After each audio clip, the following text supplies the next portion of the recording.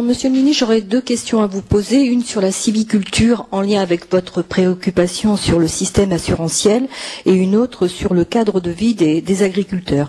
Concernant la sylviculture, vous connaissez la situation dramatique du massif des Landes et de Gironde, notamment après la dernière tempête.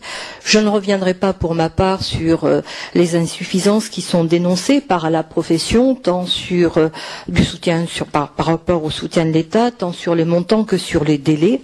Ma question est de savoir, est-ce que vous envisagez de mettre en place un fonds de garantie alimenté par l'État et la profession pour répondre au problème qui est assez récurrent des sylviculteurs à s'assurer dans des conditions financières satisfaisantes.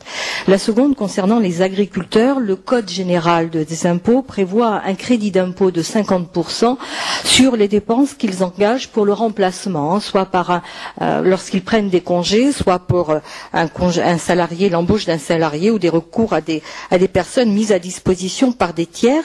Ce crédit d'impôt arrive à échéance le 31 décembre 2009. Sera-t-il tout simplement reconduit? Merci. Madame Gau, sur la question de la sylviculture, oui, il faut une assurance pour les sylviculteurs en France. Alors c'est très compliqué parce que ça se heurte à des problèmes financiers qui sont lourds. Il faut que l'activité soit suffisamment rentable pour que le système assurantiel fonctionne. Mais je pense qu'on ne peut pas continuer comme ça. La sylviculture, pour ceux qui l'ignorent, est le seul domaine économique français qui ne dispose d'aucun système assurantiel. Le seul. Et donc, ça pose une difficulté majeure. Alors là aussi, sachons quand même tirer les leçons de l'expérience. Il y a eu une grande tempête en 99. On a dit c'est la tempête du siècle. Donc c'est pas la peine de s'assurer parce que ça arrive qu'une fois dans le siècle.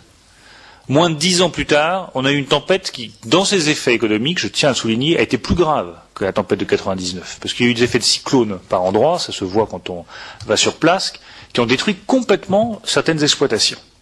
Donc là, à partir du moment où on sait que les aléas climatiques sont devenus tels qu'on court ce risque-là, autant mettre en place les dispositifs assurantiels nécessaires. Ne comptons pas sur la clémence climatologique, comptons plutôt sur notre capacité à mieux organiser les choses et à mettre en place des dispositifs assurantiels.